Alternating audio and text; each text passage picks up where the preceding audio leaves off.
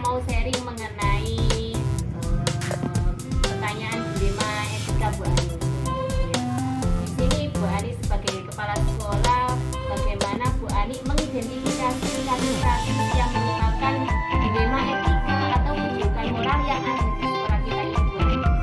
Tentu yang tentunya sendiri dengan kinerja saya ya biasa-biasa saja seperti ini, tapi dalam kasus seperti ini memang perlu beberapa hal yang harus kita pelajari. Yang pertama, kita harus memahami dulu apa arti pada dilema etika dan kejurukan moral itu sendiri. Jadi nanti kalau kita sudah paham dengan apa maksud ya tujuannya itu semua, insya Allah kita akan mudah. Ini karena apa? Karena di dalam etika ya, dilema etika dan kejurukan moral itu keduanya ada anak individu yang satu sama-sama benar dan satunya benar ya. Ini jadi kita harus memahami itu dulu Bu ya. Kenapa Bu ya saya menyampaikan hal itu? Ini supaya kita tidak salah dalam mengambil suatu keputusan. Karena nanti kalau kita salah mengambil suatu keputusan itu nanti akan fatal ya. Akan fatal baik untuk diri kita sendiri dan juga untuk siswa orang lain. Ya. Selama ini bagaimana Bu Ani menjalankan dalam mengambil keputusan, misalnya ada masalah baik itu di sekolah, terutama ini kasus-kasus yang mengandung dua kepentingan yang sama-sama benar Bu Ani, atau sama-sama mengandung nilai kebajikan. Itu bagaimana caranya mengambil keputusannya Bu Ani? Saya dalam mengambil keputusan ini saya itu punya tiga prinsip ya, tiga prinsip yang saya menjadi apa ya istilahnya itu pedoman saya ya, pedoman saya dalam melaksanakan tugas saya. Ini kalau ada kasus-kasus yang seperti ini tadi saya sampaikan, ada yang sama-sama benar, ada yang salah satunya itu benar dan salah. Nah ini saya ada tiga cara. Saya itu mengutamakan yang pertama yaitu untuk berbasis hasil akhir. Kemudian saya tetap yang kedua itu menerapkan berbasis peraturan, karena peraturan itu harus kita pegang teguh ya, baik kita sebagai pendidik dan siswa juga kita ajarkan untuk berpegang teguh pada peraturan, yang mana kita juga punya peraturan dari pemerintah, yang anak-anak juga sudah ada peraturan yang kita terapkan di sekolah. Ini kemudian yang ketiga, saya tidak melupakan dengan berpikir berbasis rasa peduli. Nah ini juga sangat penting. Jadi kalau kita sudah yang pertama tadi berbasis dengan hasil akhir, kemudian berbasis dengan peraturan, yang ketiga yaitu berbasis rasa peduli. Ini rasa peduli, rasa empati kita terhadap siswa atau terhadap teman sejawat. Tepat sekali Bu Ani, kita harus menerapkan tiga prinsip tersebut. Iya. Kemudian Bu Ani, langkah-langkah atau prosedur seperti apa yang biasanya Bu Ani lakukan dalam menghadapi masalah kasus-kasus tersebut Bu Ani? Untuk langkah-langkahnya ini saya mengambil 5 langkah yang sudah sering saya lakukan ya, langkah-langkah atau prosedur yang saya lakukan di sini. Ini yang pertama, mengidentifikasi keputusan yang akan saya ambil. Nanti apa? Jadi sebelum itu kita membuat ya, saya secara pribadi membuat nanti kalau ini saya mengambil keputusan itu bagaimana, itu saya identifikasi dulu.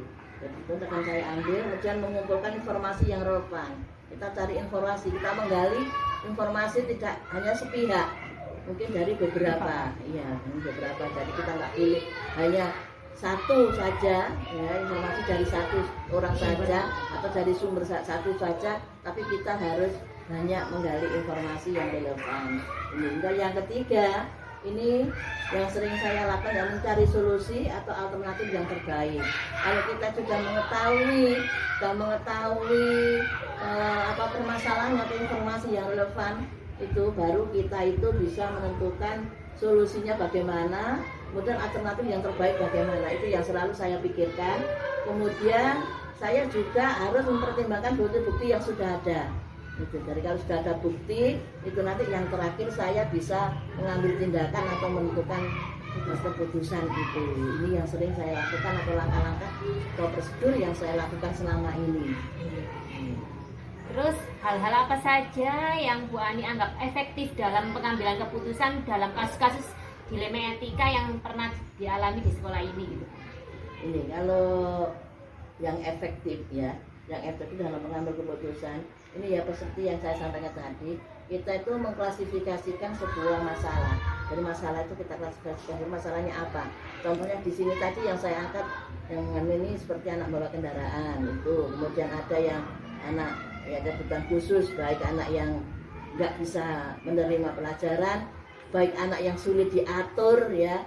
Ini cara berpakaian itu pun merupakan suatu masalah. Jadi kita pun juga harus pandai-pandai untuk istilahnya itu mengidentifikasi sebuah masalah ya, klasifikasi masalah, kemudian untuk identifikasi sebuah keputusan. Kita juga harus bisa memahami teknik apa nanti yang akan kita ambil dalam pengambilan keputusan. Kemudian kita juga harus mengenali nilai-nilai yang saling bertentangan. Terkadang anak itu memang nggak bisa dikendalikan, mamanya cara berpakaian aja sampai beberapa bulan pun, beberapa kali pun kita mengingatkan kok tetap. Ini pun kita juga harus mencari apa ya istilahnya itu nilai-nilai yang saling bertentangan. Mungkin di sisi lain anak itu ada berkelebihan. Kemudian ya ini kita harus tahu siapa saja yang terlibat dalam masalah itu. Kita harus paham ya, kita di dalam menentukan hal ini ya, kita tuh harus tahu yang terlibat dalam kasus tersebut itu siapa saja. Ini kita harus tahu. Mungkin nah ini sudah rujukan apa ya istilahnya moral, moralnya kan bisa tuh. Mungkin dari orang tuanya yang kurang perhatian pada anak atau punya masalah, ini perlunya kita untuk mengidentifikasi suatu masalah itu seperti itu. Nah ini kemudian juga kita harus apa ya istilahnya itu mengumpulkan fakta yang relevan yang saya sebutkan tadi. Faktanya apa? Kita harus apa ya pandai-pandai mengumpulkan fakta seperti itu. Dari apa anak ini kok masalahnya apa? Ya, salah satunya mungkin kurang perhatian, mungkin bisa kita yang di sekolah ini kurang memperhatikan atau kurang apa ya istilahnya itu dalam mendidik anak itu kira kurang berani atau bagaimana atau kurang luwes ya. Tapi terkadang kita sudah luwes tapi anaknya, nah ini juga harus kita harus seperti itu. Dan kita melakukan prinsip juga harus ada prinsip resolusi, ini sangat penting. Kita berpikir secara logika kan untuk menangani hal-hal yang seperti itu. Nah ini jadi nanti sebelum mengambil keputusan hal yang di atas saya sebutkan tadi itu kita pegang, kemudian kita mengambil satu keputusan. Setelah ada keputusan kita pun juga harus refleksi. Ya.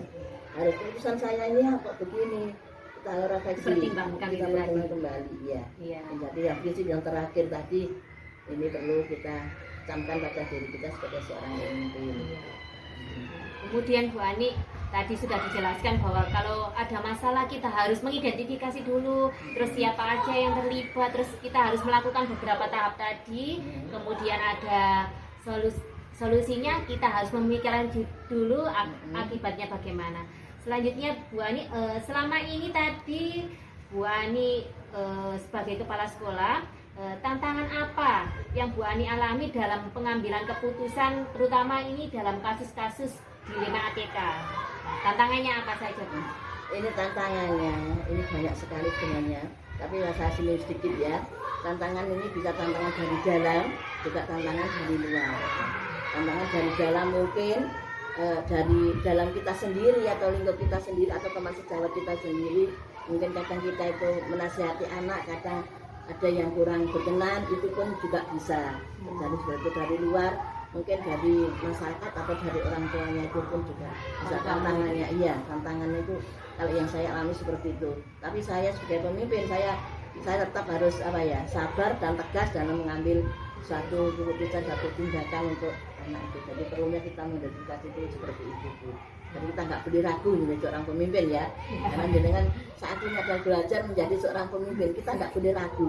Kita harus selalu optimis bahwa apa keputusan yang saya ambil ini benar, dan tapi kita mempunyai prinsip tadi ya, prinsip kita itu, tapi kita nggak boleh tulis. Kemudian Bu Ani, tadi kan ada sebuah masalah dilema etika tadi contohnya. Misalnya apakah Bu Ani memiliki jadwal secara berkala atau tata kala dalam suatu penyelesaian kasus dilema etika Bu Ani? Kemudian apakah langsung menyelesaikan di tempat gitu. Apakah memiliki jadwal yang secara sesuai dengan prosedur yang sudah ditentukan? Itu bagaimana Bu? Secara umum ya kebiasaan saya memang tidak mempunyai jadwal.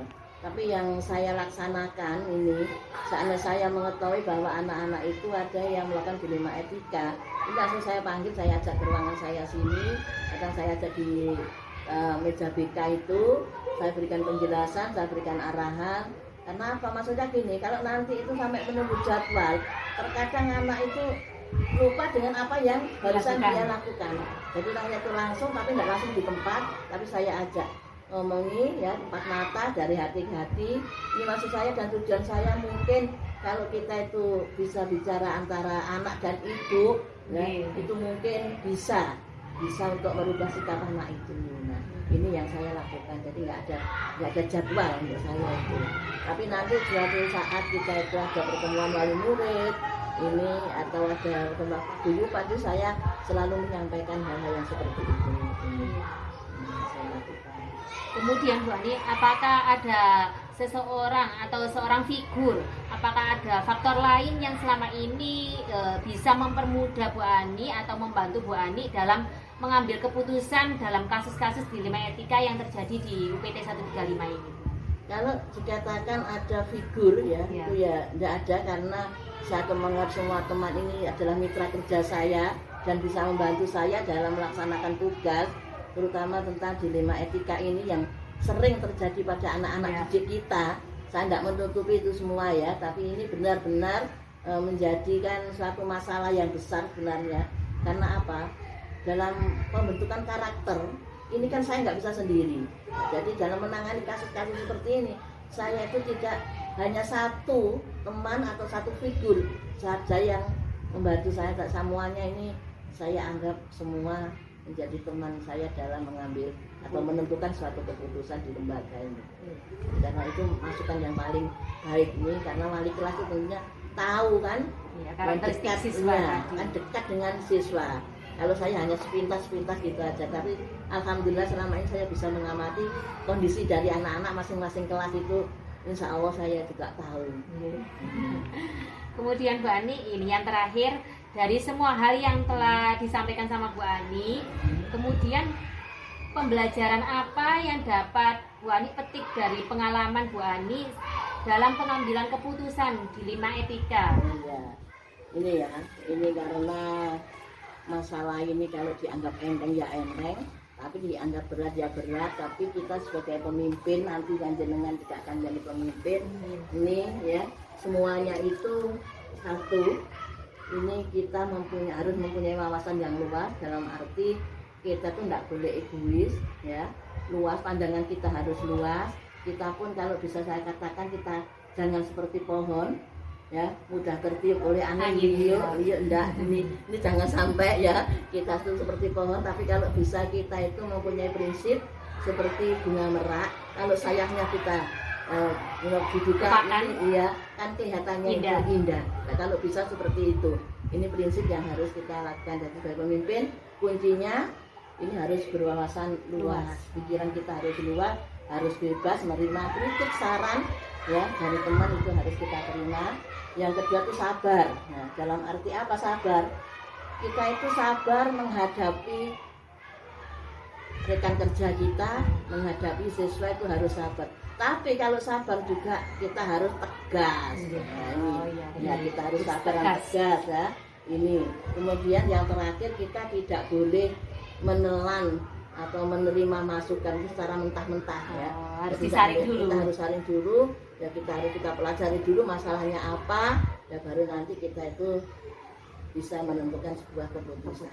Ini kemudian kita harus pandai-pandai yang terakhir tadi sama dengan di atas, mengidentifikasi suatu masalah sebelum mengambil keputusan. Karena pemimpin itu harus melakukan prinsip resolusi dan menerapkan 3 prinsip. Kalau bisa disampaikan 3 prinsip itu apa saja? Emphasis thinking, ya, kemudian ada thinking dan care thinking. Nah, itu 3 prinsip itu juga sangat penting sekali. Nah, mungkin itu yang bisa saya sampaikan. kurang lebihnya saya juga mohon maaf. Itu hanya suatu pengalaman saya karena saya juga orang biasa, orang yang tak pandai ya, hanya mau belajar aja. Ya. Iya. Kebetulan dulu itu mulai tahun 87 saya itu sudah diberikan apa ya istilahnya ilmu menjadi pemimpin, dan saya sampai jadi pemimpin ini juga berkat dukungan beliau. Nah ini saya itu selalu mengingat jasa-jasa beliau yang sudah mendidik saya sampai saat ini. Dan sekarang ditularkan. Iya.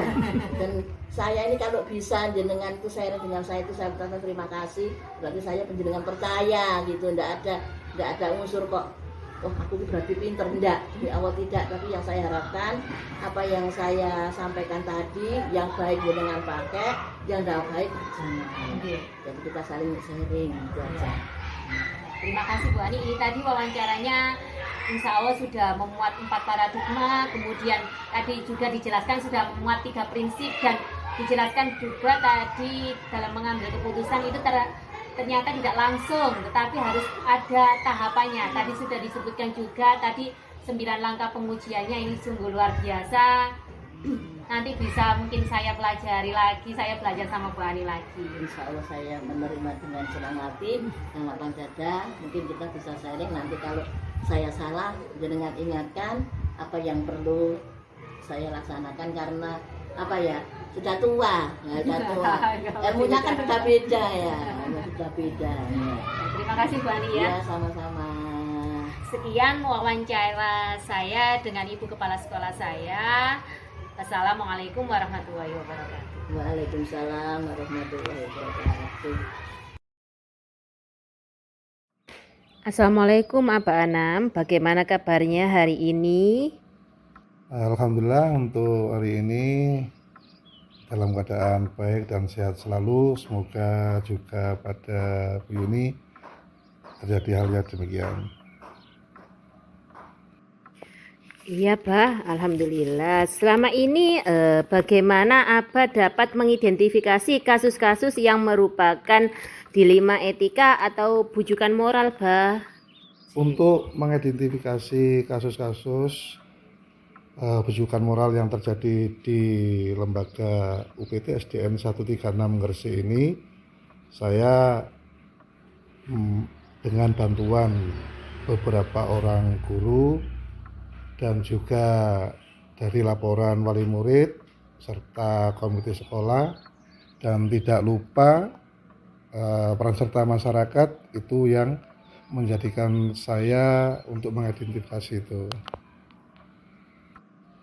Selanjutnya Abah, bagaimana Abah menjalankan pengambilan keputusan di sekolah Abah, terutama dalam hal ini kasus-kasus di mana ada 2 kepentingan yang sama-sama benar atau sama-sama mengandung nilai kebajikan.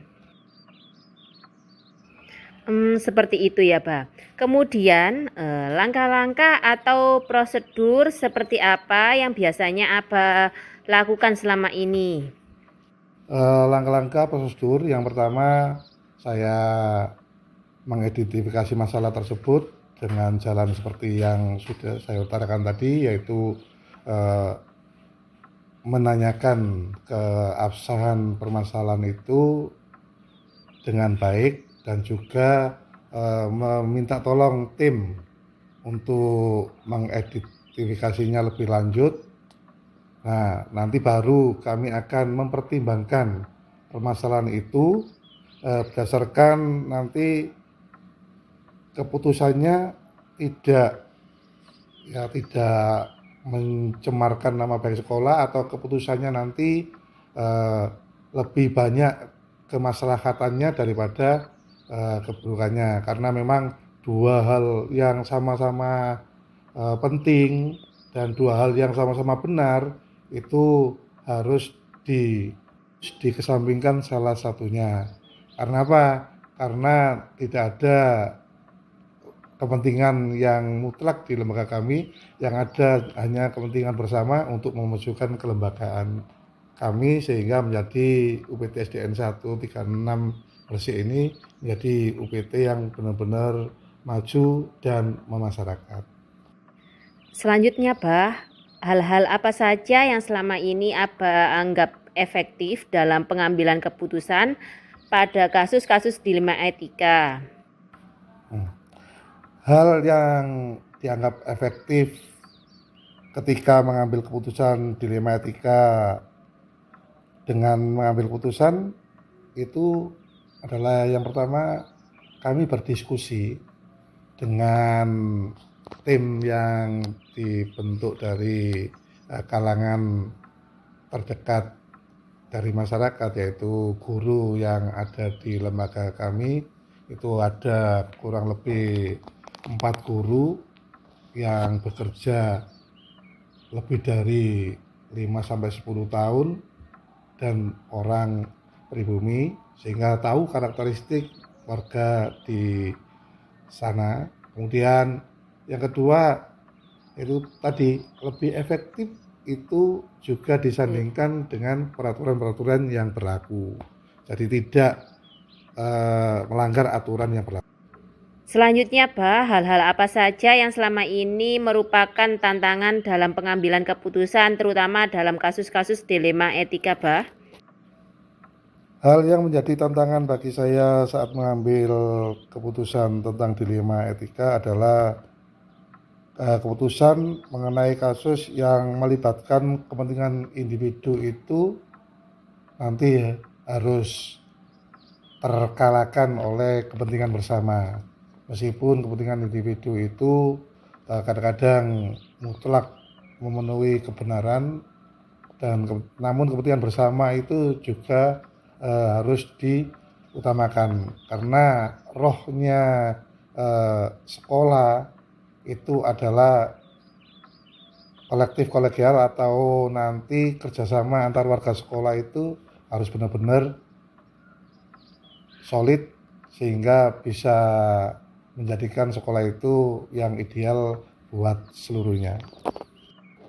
Selanjutnya, Bah, apakah Abah memiliki sebuah tatkala atau jadwal tertentu dalam sebuah penyelesaian kasus dilema etika? Apakah mempunyai penyelesaian secara langsung di tempat atau memiliki sebuah jadwal untuk menyelesaikan masalah? Bentuk atau prosedur seperti apa yang Abah jalankan? Ya, mengenai tatkala atau waktu penyelesaian masalah ini, kalau memang keadaannya urgen, maka hari itu juga kami harus mengambil keputusan. Karena apa? Karena sesuatu yang urgen itu tidak bisa ditunda. Karena kalau ditunda nanti akan mengakibatkan terjadi hal-hal lain yang tidak kita inginkan. Contohnya di lembaga kami itu pada saat ujian ANBK itu ada anak yang kebetulan sakit. Nah, akan tetapi anak yang sakit tersebut masih bisa untuk mengikuti ujian. Jadi harus saya putuskan untuk anak itu memilih antara ikut kegiatan ujian atau menunda kegiatan ujian tersebut di hari yang lain, ya. Dan karena kalau ujian itu sendirian, maka anak tersebut akan mengalami ketidaknyamanan. Maka dari itu langsung saja kami beri masukan bersama tim dan mendorong untuk anak tersebut tetap ikut ujian saat itu juga, walaupun dalam keadaan kurang fit atau sakit, daripada di kemudian hari nanti tidak